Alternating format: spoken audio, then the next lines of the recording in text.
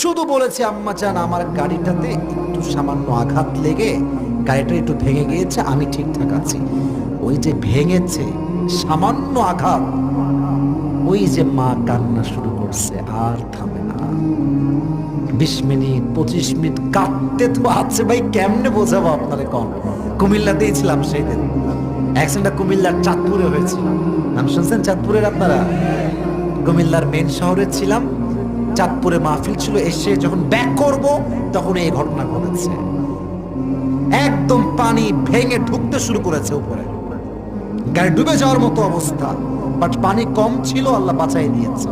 আমাদের সামনের গ্লাস একদম আঘাত করে ভেঙে ফেলা হয়েছে।